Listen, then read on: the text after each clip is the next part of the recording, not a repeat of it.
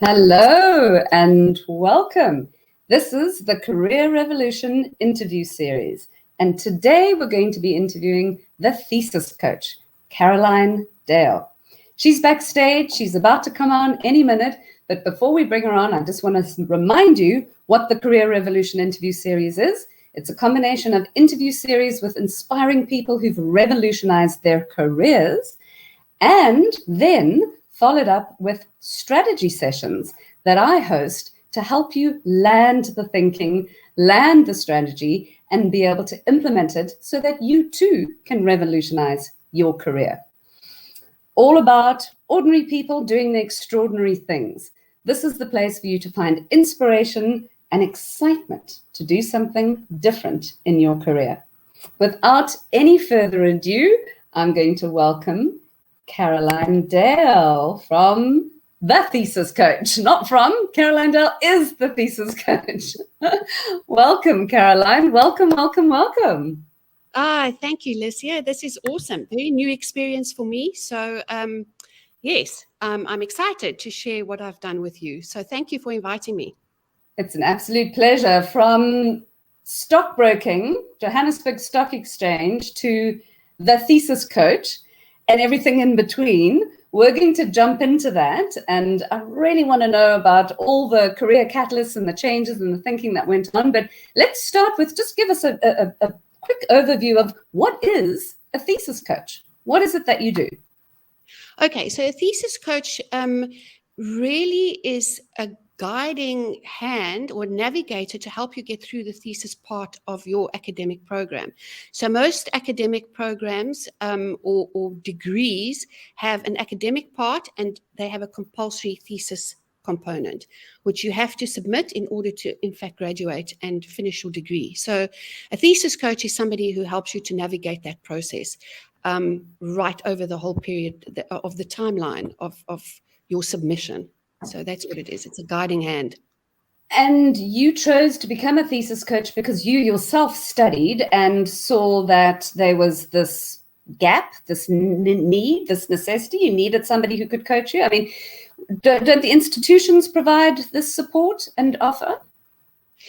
Okay, so it's an interesting story. So to answer the first part of the question, when I was doing my master's degree, I was specifically in the thesis part of the year, I had a complete sort of breakdown because I got to a stage where I just couldn't think anymore about how to put this thing together. And for about 3 days, I didn't stop crying and I wanted to pull my hair out, and I couldn't find anybody to help me. So that was the problem.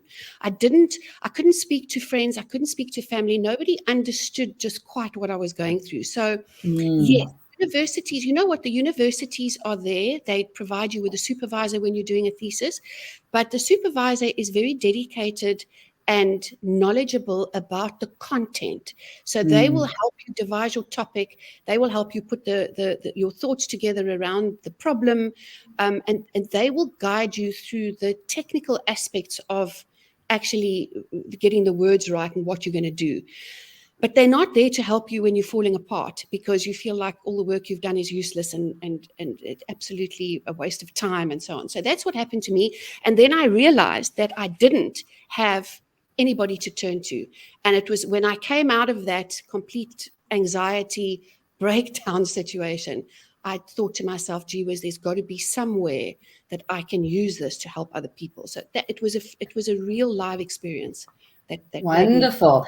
Can I start you at the part where you exited formal employment, where you stopped becoming an employee. You were with the Johannesburg Stock Exchange, and then there's this kind of independent consulting story in between, and then thesis coach. But talk to us around that, because that in itself is a little mini revolution.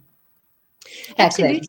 So, yeah, absolutely. The thing was that the interesting story for me really is that I loved my job at the Johannesburg Stock Exchange. I was very happy there. So I had a great boss. I was reporting into the executive committee. I had started a projects office at the JSE, which was my kind of claim to fame around there, because I realized that the business and the IT divisions weren't talking to each other. So I started a projects office. I was successful at it. It was a great career move for me. But what happened was my husband at the time, who wasn't my husband at the time, but he went to, to continue his career, he went off to Zambia. And I decided to jump off a cliff into an abyss and say, okay, well, if that's what you're doing, I'm going to kind of follow you. I'm going to follow your dream, and I'm going to hold on to mine for now. So I bailed out of the JSE and I was very happy. So like I say, it was a bit of a windfall. But what happened was I then had my first daughter, so that gave me time to do that. And I followed Tom to Zambia. So I used to travel every second week and so on. So that was where it all started. Yeah. So it was kind of like I didn't want necessarily out of the corporate world, but it happened by accident because of my relationship. And that's where it all started. So is that how the independent consulting came? You were in between relocation, different locations, having babies, getting married, having babies, and in whatever order that necessarily came in.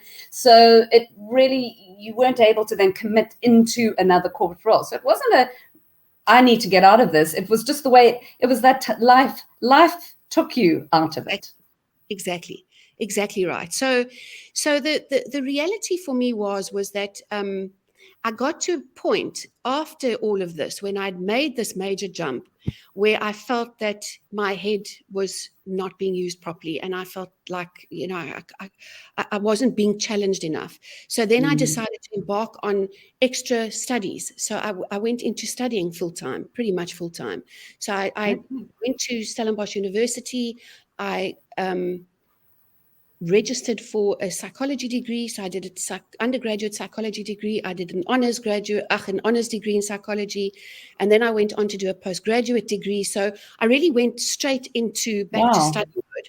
Yeah. So you kind of became a professional student in a way. Your work was studying this academic world of being a student. So how many years were you studying for? How long? That's quite a couple of degrees that you've listed. It was, yeah. Over time, it eventually it was about 7 or 8 years that I put these things together.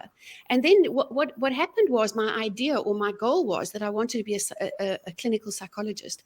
So that was the plan, and I wanted to start practice as a clinical psychologist. But sadly for me, and disappointing for me, was that I applied to 3 universities at the time in the Western Cape, and I wasn't accepted into any of them. So this huge disappointment for my country. And I thought, no, I've been studying all this, and I got distinctions everywhere. So I was a really top class student, in my opinion. But they only take, I think, 5 or 6 people a year from about 800 applications at every university, and I didn't get in. Disappointment for you at the time, but what a luck for all the students that you're coaching and helping to get their thesis out, because those are the sort of sliding doors of life where your career could have gone off in a completely different trajectory. Absolutely. And so I think, look, the thing was, after I got over my disappointment, somebody said to me, you've got to do a master's degree in coaching. That's what you've got to do, because coaching is the new help for people. Yes. And eventually I changed my mindset, and I was like, okay, so a psychologist is seeing people who come to them with a problem to be fixed. So they get diagnosed with something that's wrong with them. And a coach has a very different outlook. There's all right, you're not coping too well, because that's life, and we often don't cope. But we're not diagnosing you with a problem. What we're going to do is look at you and say, okay, let's help you make a success of whatever it is that you're trying to do. So there's a complete different mindset. Okay. So I was very grateful, and yes, it turned out for the best. So it turned out for the best. It's so interesting, the influences that guide us along the way. You said, someone said to me, you need to do a master's in coaching.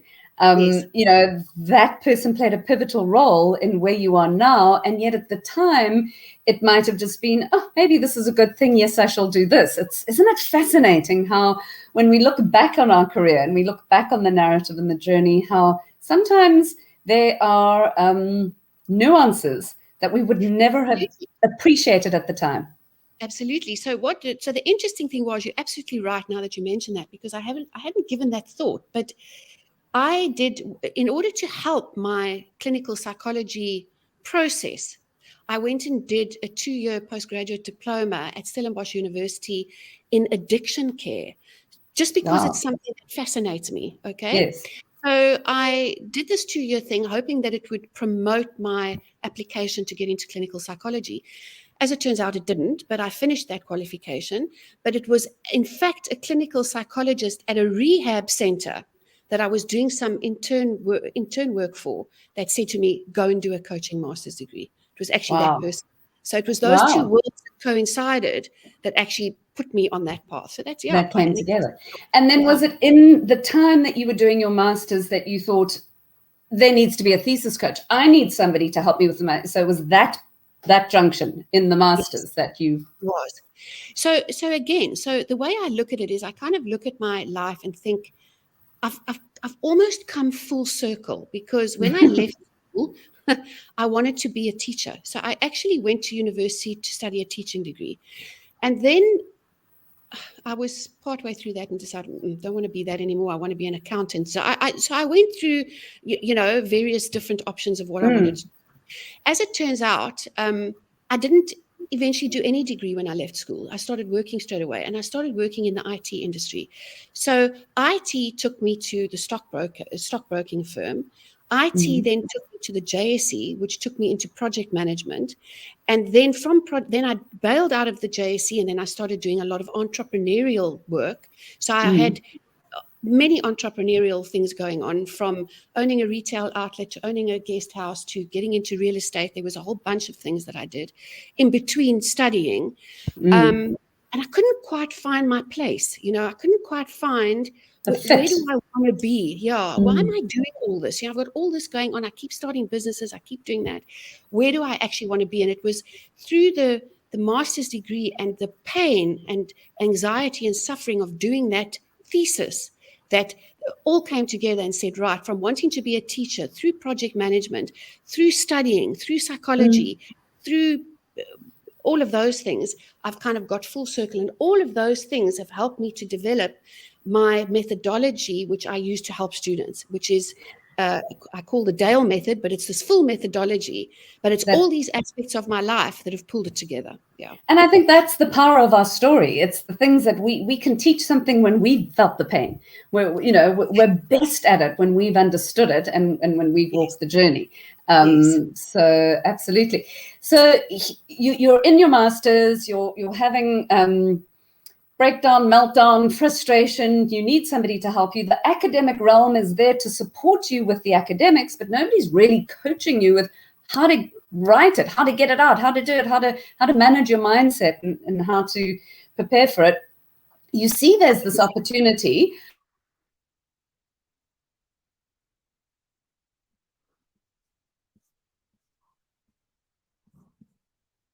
Licia, you've disappeared.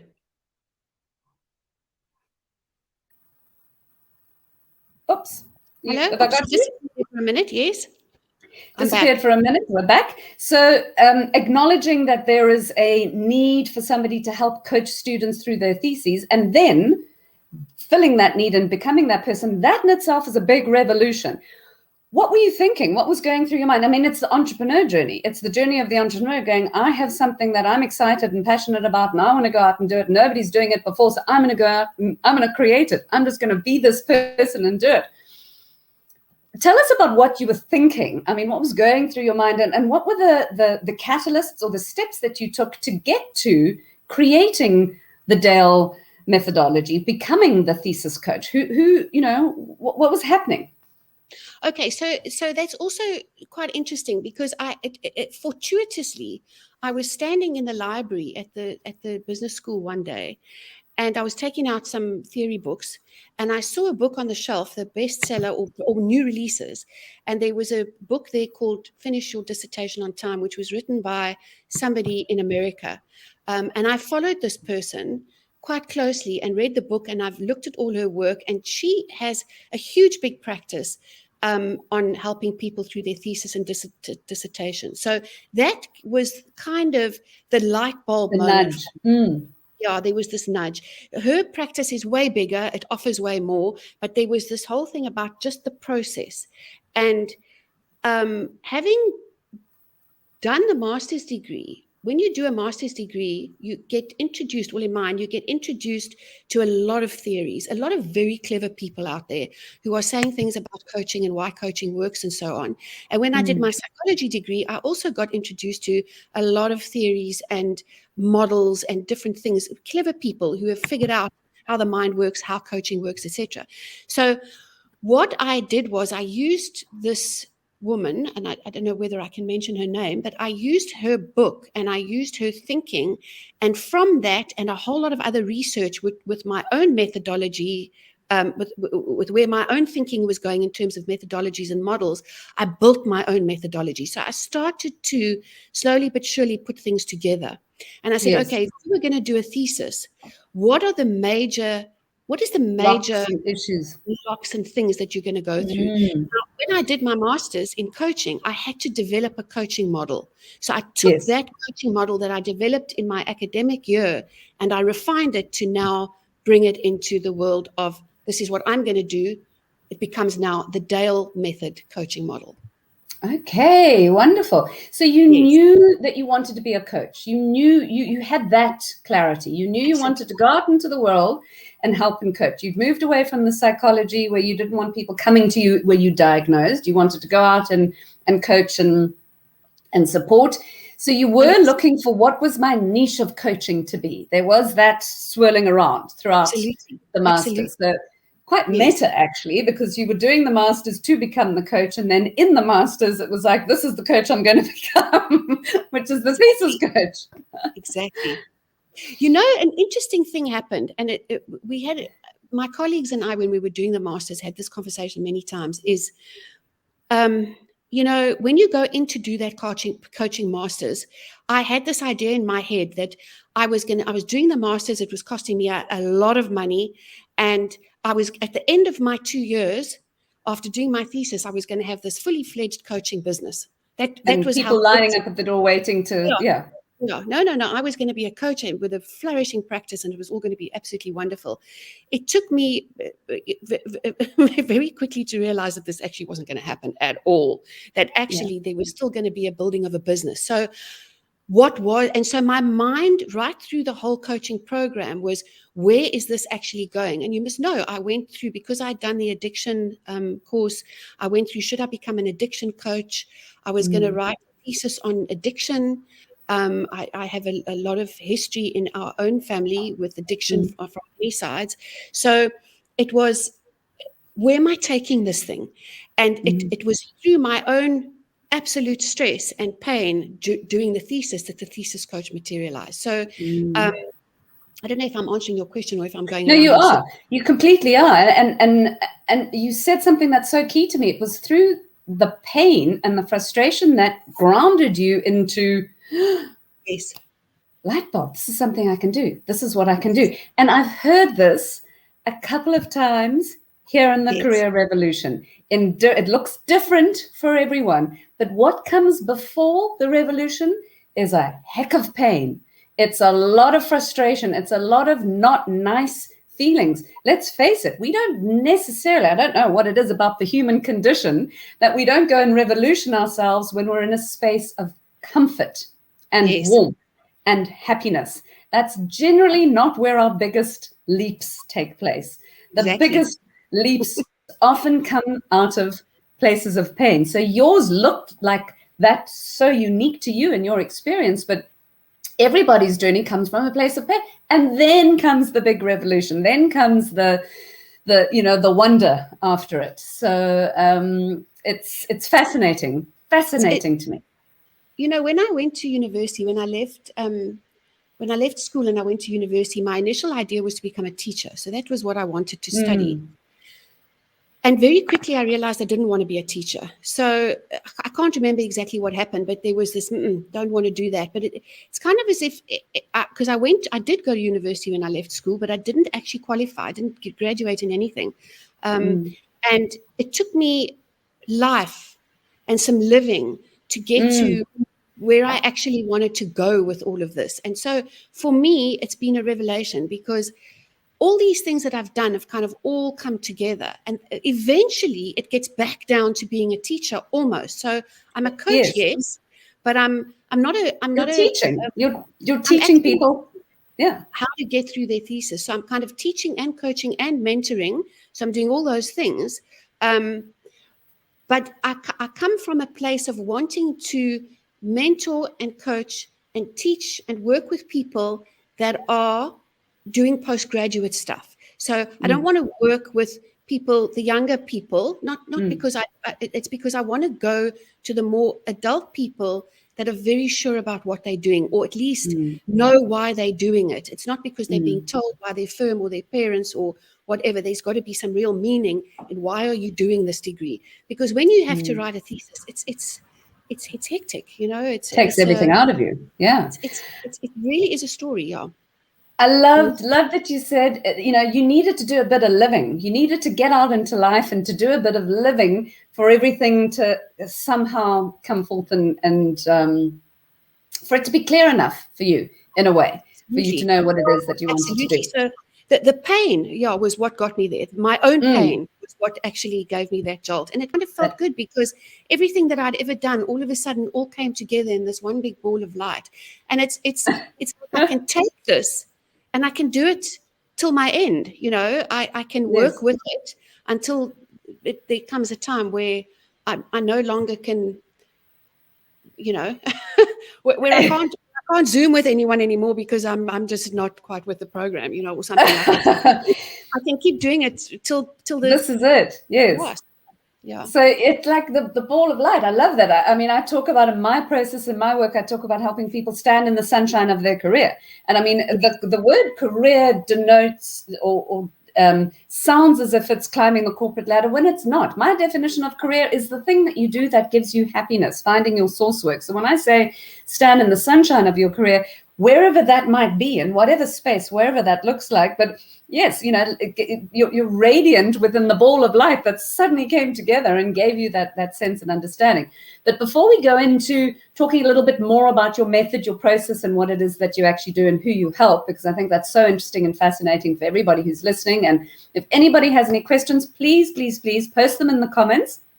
Carolyn and I are going to respond to the questions in the comments. Before the ball of light and the revolution, there was a whole lot of pain and a whole lot of frustration. What I'm hearing you say is that you were moving through it, but you were looking for the answers. So you weren't kind of waiting for somebody to come and save you or come and help you. You weren't, you know, you knew that this coaching practice that you were studying wasn't going to just, doors were going to be open and there'll be a line of people there. You understood that. But what got you out of the stuck, what got you to the thing was you needed to do it. So you had to produce this thesis. You couldn't, you know, you were in a process of completing your master's and you had to do that. It was in retrospect of having looked at it. But you were looking for answers. You were probing. You were wondering, what could I do? You know, you constantly had that on your mind. And I think that's something that's interesting, because so often many people come to me wanting the silver bullet. Give me the answer. And, you know, I'm like, no, one, I can't. Who can? Only you know. And two, that's not really what my process is. My process is we'll work together and we'll figure it out. But there tends to be a somewhat of a desire for just give me what it is that I need to do, and so that I can go and do that. I think there's a part of the human condition that doesn't enjoy the messy, that doesn't want to be stuck. Clearly, who wants to be? Nobody does. But there's goodness that comes from being in the messy, wading through the water, trying to figure out what it is, thinking, looking, questioning, probing. That in itself is an incubation phase that we can't really skip out. It's a little bit like the butterfly analogy. You know, they need to develop the strength of their wings within that incubation phase.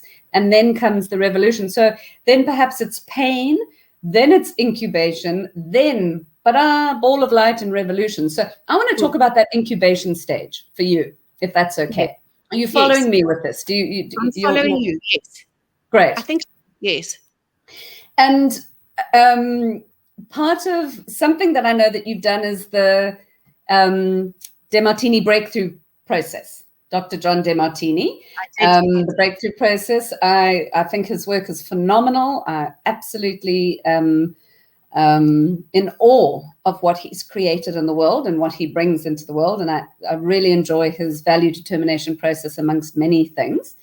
Yes. Was that something that supported you? I mean, you were investing in yourself. You were doing a number of things. Did you lean into that? Did the breakthrough help you when you were in this incubation, messy, stuck, what thinking point? Absolutely. Look, I have a lot of respect for the man. I'm not sure that I agree with every single part of his process. Maybe it's not because I don't agree. It may be because I don't understand, because I think he's very clever and I don't always understand what he's talking about. The breakthrough experience for me was actually more about needing some time to go and invest in myself, go away on my own, I was in the city center in Cape Town, get into the city, go and stay in a hotel, go and learn something about myself. It was more about me as the individual. Your personal journey. My own personal journey, yeah. But that's key for what helped you with the revolution. That's key for what that self-knowledge, know thyself, understand thyself. I mean, that's fundamental in being able to help you move. Yes. And his values determination was very important. In fact, as I sit here, I'm just thinking, he does it. You can do a values determination from his website, which is it's a story. It's not something you just want to, snap your fingers through. You've got I bring it into my process. I work with some of my clients when in the Know Yourself stage, we deep dive into that if it's relevant and if it's going to fit their journey. So it's not necessarily relevant with everyone, but it's amazing. And in fact, I have a bit of a segue story to tell you about Dr. John DeMartini. I met him when he was in Cape Town. I've attended a lot of his events. I've actually never done the breakthrough myself because I felt as if I'd already had my breakthrough, if that makes sense. I didn't choose to go through the breakthrough experience, but I've definitely spent lots of time, spent investment within other areas of what he does. But I was interviewed on a podcast and he was the guest before me, not literally in the studio, but the way that the show flow worked out. And the conversation that came up, he was talking about how people hit crisis and so forth. And then the interviewer said to me, so we've just been talking to John DeMartini and he's been talking about crisis. And we're going to talk to Licia about career crisis. She's the career strategist. And I immediately said, well, actually, I disagree with the word crisis. I think it is a crisis, but because it was a mid-year crisis. Sorry, he was talking about people who hit a mid-year crisis. And I said, I don't think a mid-year crisis deserves to be called a crisis. I think it's a mid-year catalyst. So it's the thing that people hit when they, mid-year, it's a catalyst. So we had this funny sparring conversation around, I was the one that was disagreeing with what Dr. John DeMartini said. So, gosh, yes.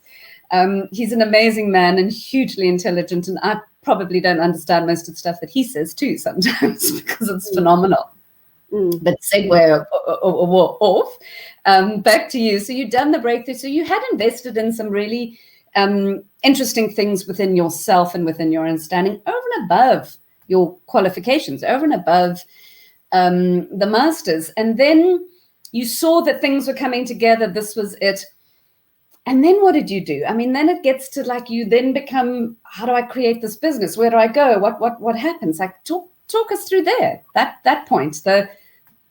It was, I was looking for something. So I was actively looking for something. The rest of the group that did the master's degree with me, I kind of got the feeling that they all knew where they were going with this coaching thing. And I was the one who didn't know where I was going. So, I felt like a bit of the imposter syndrome.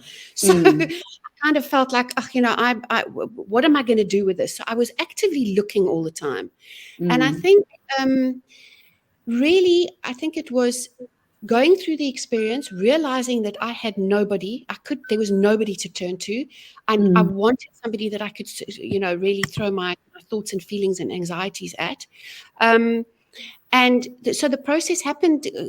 I got involved with the thinking. I got involved with the the methodology that I wanted to use. So I started designing this methodology around how do you get your timeline sorted out to get this process, because so many people start doing their thesis way too late. They don't start thinking about it. When are they going to be to be proactive, get it off the ground. So I started diving into a lot of theory. And so I built this methodology based on kind of robust theories that are out there by very clever people. And yeah, I built the methodology. I started buying into it. I started coaching people, and it became a thing. It became a thing. So were you coaching? It helped me. Sorry, were you coaching people from the pool of masters that you were working with from the university? Was that where you went and you said, I'm going to coach you? How did you get your first client? So I got my first client by speaking to people that were in the following year. So what happens at the university is they give you an opportunity to put your profile, to put yourself out there on the university hub. So I put myself on the university hub, and I built a website. That was very important for me. Get something going. So I built this website. I put my profile out onto the university, and so people slowly started to call me. It's been a long thing. This all happened in 2018. So it's now 2021. So it's been years, but now it's really gathering momentum. So now yes. I'm getting real good feedback now. So it's all happening at the time. Yeah. Fantastic. That's so wonderful. I absolutely celebrate the work that you're doing. Tell us who you work with specifically. So it's students who need to write a thesis. Could it be somebody who's doing a PhD, MBA? I mean, it's postgraduate, but industry isn't specific. Topic of thesis isn't specific. You coach them with how to get it done. Yes. So it's about the process. So the process looks like this. You need a timeline. Let's start there. Then you need to make sacrifices. You need to contract. A lot of people think, we just fit it into our lives. It doesn't go like that. It's got to be properly thought through. Then how do you do the planning? People think they know how to plan. I must tell you, in my experience so far, 99.9% of people don't know how to plan. And me being an OCD planner, I've got it down to a fine art. Yes. And then it starts to become a bit of the methodology goes around habits. Where are your habits lying? How are you forming habits? And I do research all the time. I'm forever researching into the clever guys out there that are writing books about all this stuff. And then because I've got an honors degree in psychology, because I went on a huge big I need more qualifications because I'm not good enough to do anything kind of process. But I've got an honors degree in psychology. So one of the parts of my methodology is definitely psychological barriers. What's stopping you? Mindset. Are you aiming for perfectionism, mindset, blah, blah, blah. And then I like to part of the process is make a pact with yourself. And that pact, we know what a pact means. Let's make a pact with this, but I call it a personal action commitment timetable. So make this personal action commitment timetable to yourself, and let's work together. So I then become an accountability partner. So I will you. So it's about the process, not the content. I can't be a specialist. I just don't know, all that stuff. Enough. So, yes. Well, I think you know plenty with your qualifications, your experience. I think you're a very clever person, and you probably could be a content specialist, but not to all your students. I get your point. Caroline, does your process, do you touch on at any point why they're choosing to do this? Absolutely. What the qualification means to them? Because again, like you, a little bit like your story, I'm doing this because I want this to be something that I move towards in my career. And what if you pick up that there is disconnect at that point?